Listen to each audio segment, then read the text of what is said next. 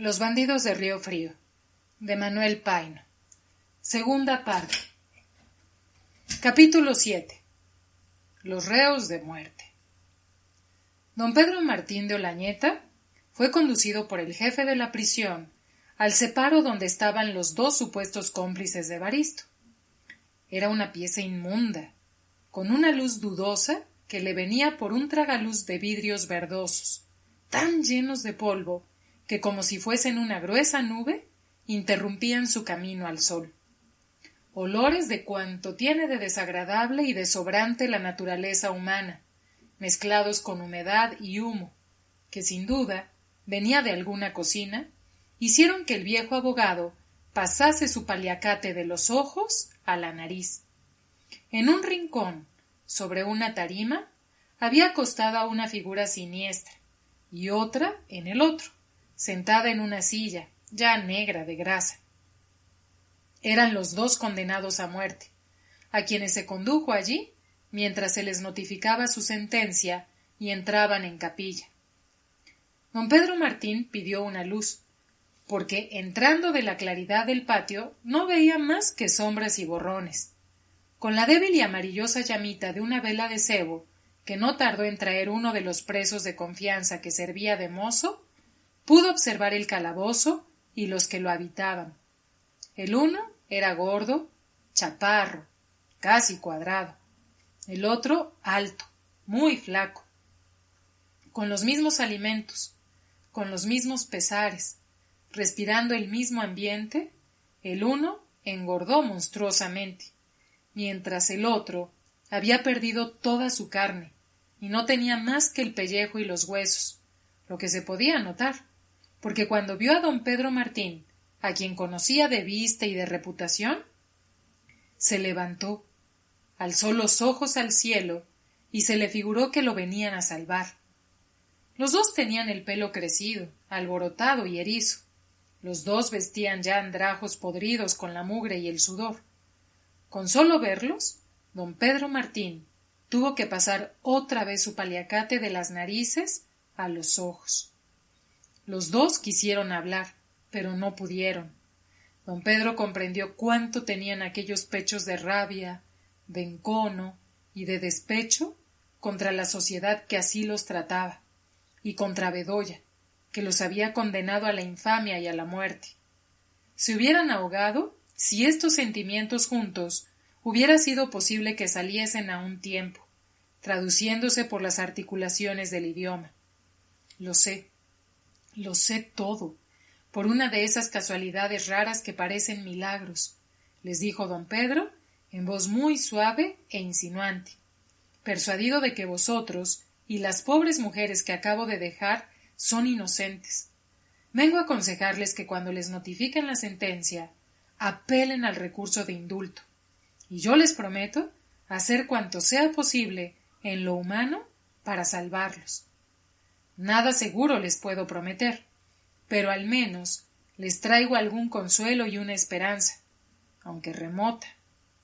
Al oír entre las tinieblas esa voz suave y amiga, que venía como a reforzar o añadir el hilo de su vida casi roto, el hombre gordo se agitó como una masa informe en la silla y cayó abrazando las rodillas del licenciado. El otro, que estaba más lejos en la tarima, alzó 2 veces sus flacos brazos, como 2 aspas de molino, y se dejó caer sin fuerzas en la tarima sin poder acercarse al benefactor que repentinamente se les presentaba. Un momento de silencio solemne. Reos, abogado, mozo y jefe de la prisión permanecieron mudos como unas estatuas en aquellas tinieblas mefíticas. —¿Nos encuentra usted con vida aquí, señor licenciado? —dijo el de los largos brazos, con una voz ahuecada por la tisis—, porque Dios es grande, y le he pedido me la conserve para vengarme y por mis pobres hijos. Tengo 3, y todos pequeños. ¿No sabe usted lo que ha hecho mi mujer para vivir y sostenerlos, y sostenerme a mí en esta cárcel? Por fortuna estaba en casa de una parienta suya cuando nos cayó la tropa, que si no, aquí estaría también, y condenada a muerte como yo. Como no siempre hay trabajo para los pobres, Hoy empeña una prenda, mañana otra, hasta que ha acabado con todo. La última vez que vino a verme, ya no tenía más que las enaguas y su rebozo pegado al cuerpo. Estaban para echarla del cuarto, y lo que me puede más es que ya no me habló de mi hijo el más chico. Estaba enfermo, y no había para el médico, ni para la botica, y me late que ya se murió, y estará tirado en un petate, y quizá me guardará la vida para vengarme. Si escapo, juro por la Virgen de Guadalupe que he de beber hasta la última gota de la sangre de ese juez Bedoya, que ha condenado a los inocentes, dejando al culpable que se estará paseando tal vez en las calles. Con esfuerzo pudo acabar de decir las últimas palabras. Alzó de nuevo los largos brazos, agitándolos como aspas de molino, y se dejó caer en la tarima, fatigado de este supremo esfuerzo. Don Pedro pensó que una de las mujeres que lanzaba en la puerta de la cárcel dolorosos gritos era la mujer del desgraciado preso, y que el hijo enfermo no existiría ya. Con cuánta razón, dijo para sí don Pedro, desea este hombre vivir para vengarse. Pero al momento le vino la reacción de sus sentimientos cristianos y dijo recio con cuanta energía pudo: no hay que tener esos propósitos siniestros. El juez podrá haberse equivocado, la causa no estará bien instruida, pero de seguro, si estuviese persuadido como yo de que el único culpable es el tornero, no los habría condenado a muerte. Los jueces, en el desempeño de nuestros deberes, tenemos que ser severos y a veces crueles, y si persisten ustedes en ideas de sangre y de asesinato, yo, ¿de veras?, no me encargaré de salvarlos. El preso flaco volvió a levantar sus flacos brazos y los dejó caer de nuevo, sin poder hablar, porque la fatiga se lo impedía. Pero el preso gordo dijo: «La verdad, señor licenciado, lo mismo he pensado yo, pero no tuve valor de decírselo. El pobre de mi compañero de cárcel tiene mujer e hijos, y yo tengo a Vicenta. Íbamos a casarnos, y esperaba yo hacer unos poquitos de reales en un puesto de chicharrón y tocinería que tenía en la plaza cuando vino la desgracia. Usted no puede saber lo que ha hecho Vicenta y cómo se ha portado en todo el tiempo que he estado preso. No me ha faltado ni el almuerzo, ni la cena, ni el traguito de aguardiente a que estaba yo acostumbrado a las 11. Ella se ha dado maña para todo, pero días y días, semanas y semanas, y lo mismo. Venían señores y licenciados de tiempo en tiempo, dizque a defendernos, y no sé con qué, otros motivos, y nos prometían la libertad, y nada, ni volvían. Y Vicenta, de tanto trabajar, de tanto llorar, de no comer a veces, pues lo poco que conseguía era para mí, cayó enferma y está en el hospital. Y al decir esto, se le escapó un sollozo que quiso reprimir, y las palabras se le anudaron en la garganta. Bien, bien, dijo don Pedro Martín, que ya no podía soportar más esta escena y se ahogaba con la atmósfera viciada del calabozo. Ya les he dicho que no descansaré hasta que consiga la gracia del presidente. Pero no hay que pensar en venganzas ni en tonterías, porque entonces me veré obligado a abandonarlos. Los presos no podían menos que obedecerle, y le prometieron que si lograban escapar de la muerte y recobrar su libertad, no atentarían contra la vida de Bedoya. Don Pedro salió de la prisión no solo preocupado, sino casi enfermo a consecuencia de la impresión que le hicieron las escenas que acabamos de referir, que para él no eran nuevas, y más terribles las había presenciado en la cárcel y en su juzgado en los muchos años que había ejercido la magistratura. Pero en este caso entraban por mucho las afecciones que tenía por Casilda y por Juan, y el convencimiento íntimo de la inocencia de los que próximamente iban a ser castigados con la pena de muerte. Sin embargo, en vez de retirarse a su casa, tomar alguna medicina y reposar un par de horas, hizo un acto de energía y se dirigió al palacio, decidido a no salir de allí hasta no ver al presidente y obtener el perdón de los supuestos cómplices de Evaristo. No merecía Bedoya lo que he hecho por él, iba diciendo en voz que hubiera oído cualquiera que hubiese pasado a 4 pasos de distancia. No lo merece, continuaba diciendo al mismo tiempo que poco a poco subía las pesadas escaleras del palacio. Pero he cumplido con un deber calmando la justa ira de esos hombres despechados y martirizados con cuantos infortunios y dolores tiene la vida humana. Que lo sepa o no Bedoya, poco me importa. Pensando en mí seguramente, venía mi respetable compañero y amigo, pues he creído oír mi nombre en sus labios. Mi sabio compañero, sin duda, tiene la manía de hablar solo como yo. La mayor parte de los hombres estudiosos hacemos lo mismo. Era Bedoya en persona el que pronunciaba estas palabras, y tendía la mano con fingido afecto al viejo licenciado, que no dejó de sorprenderse con ese brusco encuentro. Bedoya salía de los ministerios, descendía las escaleras e iba precisamente a la cárcel a dar las disposiciones necesarias para que se llenaran los requisitos y formalidades de la ley y los usos y costumbres carceleros que preceden a las ejecuciones de justicia, y de las que tendremos que ocuparnos más adelante con detenimiento. Estamos de enhorabuena, continuó Bedoya, o mejor dicho, la sociedad de México. Por fin los reos del horroroso crimen de la Casa de la Estampa de Regina van a ser castigados. Usted, compañero, conoce esta curiosa y complicada causa, más célebre ella sola que todas las causas célebres francesas, y convendrá usted en que los magistrados, cuyo saber respeto, han andado demasiado lentos, y ha sido necesario que la opinión pública y los horribles asesinatos de los bandidos de Río Frío, que han hasta mutilado a una hermosa y respetable inglesa, los obligan a confirmar mi sentencia. Y ahora sí no hay remedio ni escapatoria. El defensor apeló al recurso del indulto, pero el presidente está resuelto a negárselo y a no ceder ni a ruegos ni a lágrimas. La ley y nada más que la ley.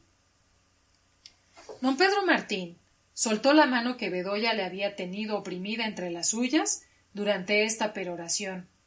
Se le quedó mirando con un aire terrible y acabó lentamente de subir la gran escalera. Viejo loco y maniático, dijo Bedoya bajando deprisa. ¿Qué mosca le habrá picado? Envidia, sin duda, porque no fue él quien instruyó esta causa. En toda su vida hubiese podido descubrir a los asesinos. Don Pedro entró a los salones de la presidencia, y en efecto, lo que se llama la opinión pública estaba exaltada, y necesitaba para calmarse una víctima. El presidente mismo estaba hasta cierto punto comprometido a usar de una energía extraordinaria para que los extranjeros no dijesen que en México se asaltaba y se asesinaba a los ingleses, italianos y franceses, y los criminales gozaban de la más completa impunidad. Esperó más de 1 hora en la antesala, llena de gente de todas las clases de la sociedad que iba a sus negocios, y que en lo general se ocupaba del asunto del día, no cansándose de elogiar a Bedoya. Juez como éste necesitamos, decían. Ese va recto, no se deja ni enternecer ni cohechar. Para él las faldas y el dinero es lo mismo que nada. Don Pedro Martín, indignado, descorazonado, casi insultado, pues muchos de los que decían esto en voz alta lo conocían y sabían que había sido juez, se levantó para retirarse. Llegaba a la puerta cuando encontró en ella a uno de los ayudantes, joven de muchas relaciones en la sociedad de México, medio pariente del marqués de Vallalegre, y que no sólo lo conocía, sino que le estaba muy agradecido porque lo había servido en una cuestión de intereses con un montero. Supongo que ya vio usted al presidente, le dijo el joven coronel, saludándolo afectuosamente. Vine a eso, y me retiraba para volver en la noche. Hay mucha gente, y no he podido ni aun hablar al ayudante de guardia, le contestó don Pedro. Verá usted al presidente en el acto, le contestó el ayudante. Personas como usted no deben hacer antesala. Lo tomó del brazo, lo condujo por un corredor hasta una puerta excusada que abrió con una llave que traía en el bolsillo. Lo dejó sentado en un lujoso gabinete, y 10 minutos después fue el presidente mismo quien entró a donde estaba don Pedro. —Cuánto siento, señor don Pedro —le dijo el presidente—, que haya usted permanecido más de 1 hora en la antesala. No lo sabía. Y para otra vez, hágame favor de prevenirme la visita el día anterior por una carta, y en el acto será recibido. Para personas como usted, el palacio y la presidencia no tienen puertas.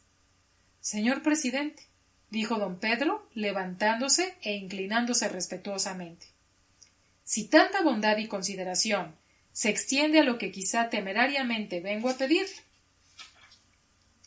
mi gratitud no tendrá límites, y mi persona estará siempre a sus órdenes para servirle como quiera y cuando lo mande. ¿Qué podrá pedir una persona tan independiente, tan honrada y tan digna como usted, que no pueda yo concederle si está en mis facultades? Tiene usted la facultad misma que tiene Dios, la de perdonar, de dar la vida al que la va a perder, y yo vengo a pedir el indulto de 2 hombres y 2 mujeres condenados a muerte, y que van a entrar hoy o mañana en capilla. —¿Cómo? —contestó el presidente, levantándose del sillón donde se había sentado, y mirando a don Pedro Martín con un aire tan severo que le hizo de pronto bajar los ojos. ¿Cómo usted, magistrado íntegro, juez inflexible, hombre cuya rectitud es conocida en toda la República, viene a interesarse por la vida de unos miserables asesinos? No, no, señor don Pedro. Quisiera complacer a usted, pero hasta este punto no. Caería yo en el más completo desprecio de la sociedad. ¿Indultar y volver a dar vida a unas víboras, echándolas para que devoren a esta sociedad? No, por ningún motivo. Pídame usted cuanto quiera y yo pueda darle como gobernante, pero no me haga usted cometer un acto de debilidad que comprometería hasta nuestras relaciones extranjeras.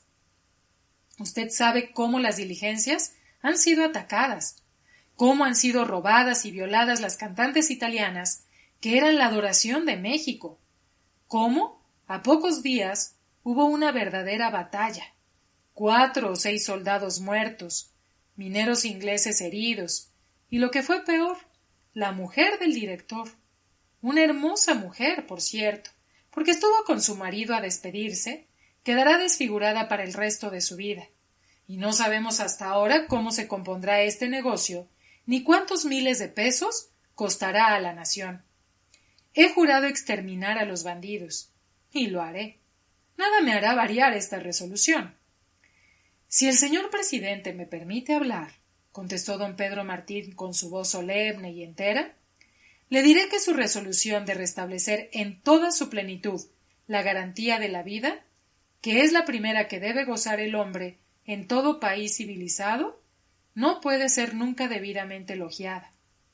La apoyo con mi débil voz y añado que he dado pruebas de ser inflexible en el cumplimiento de mis deberes en los largos años que he sido encargado de administrar justicia. Pero este caso es único y distinto.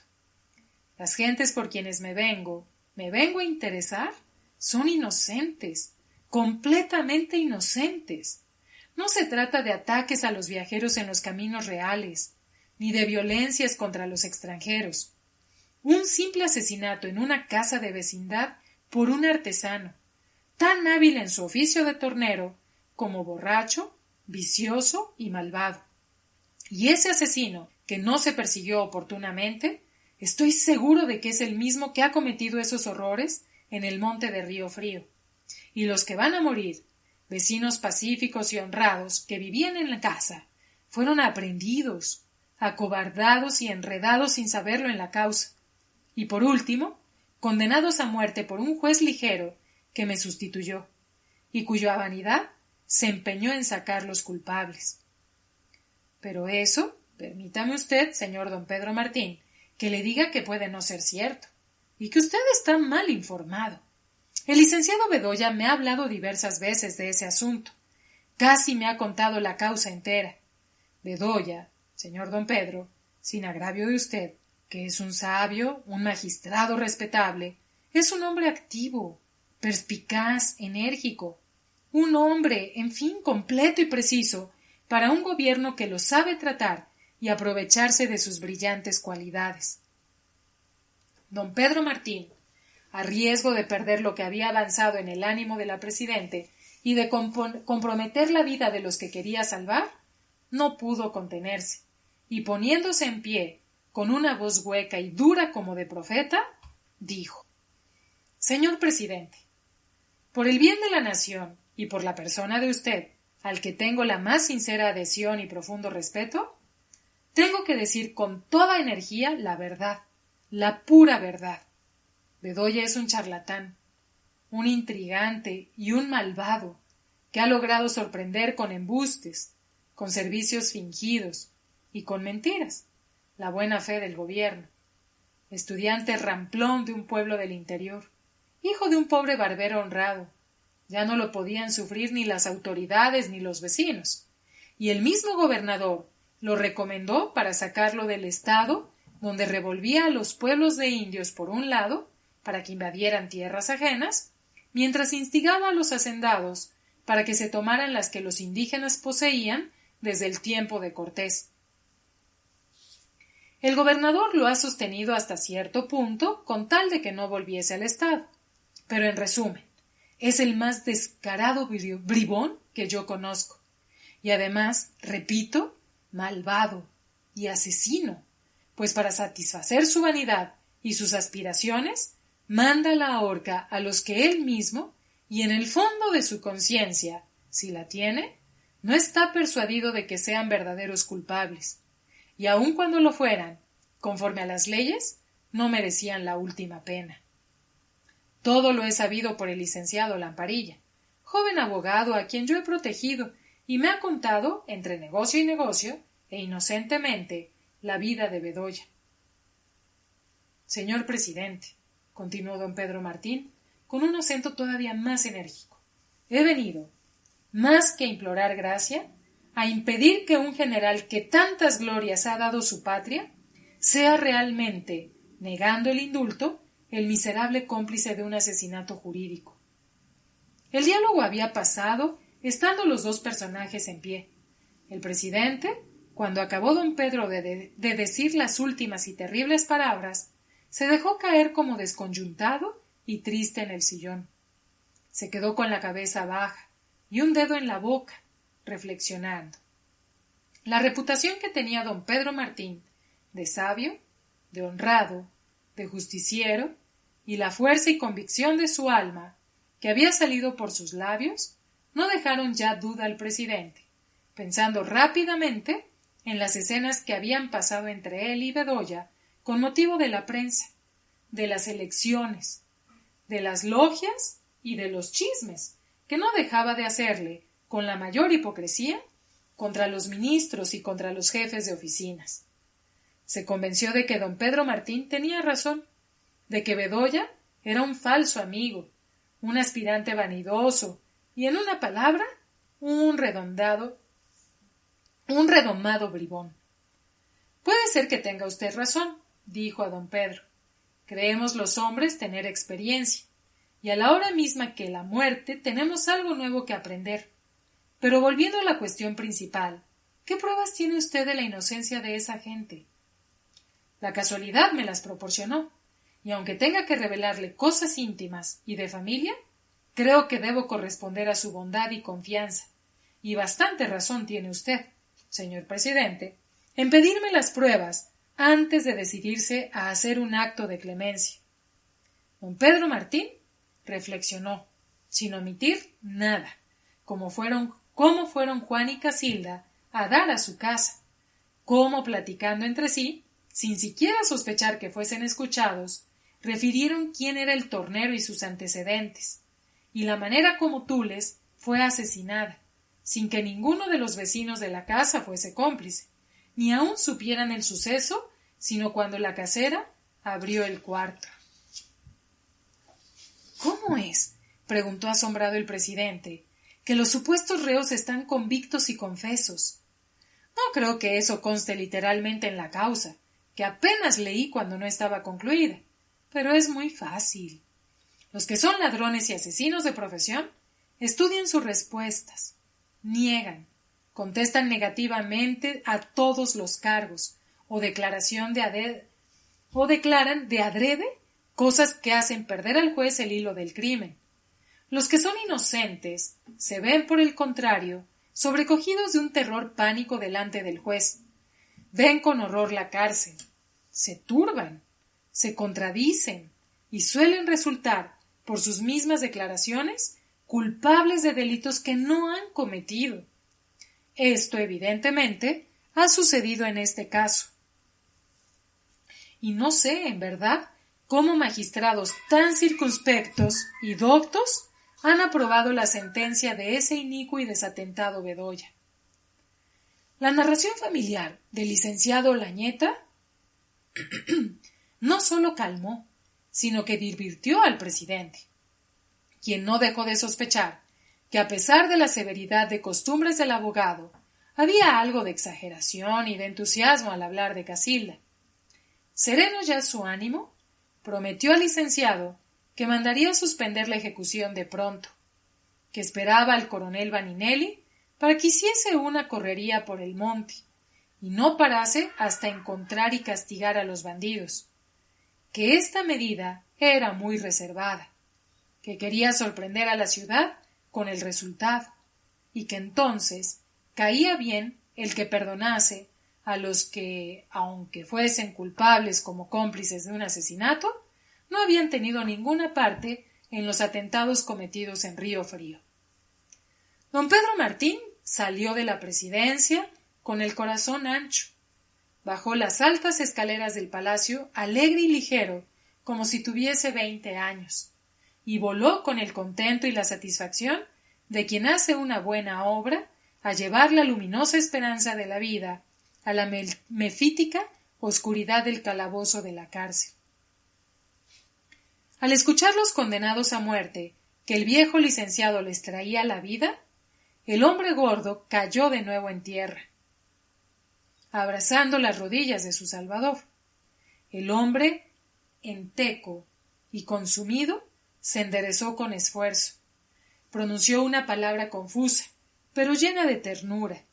Alzó sus flacos brazos y los removió un instante como las aspas de un molino y cayó en la tarima para no volverse a levantar, haciendo con su hueso un aterrador y extraordinario y extraño ruido.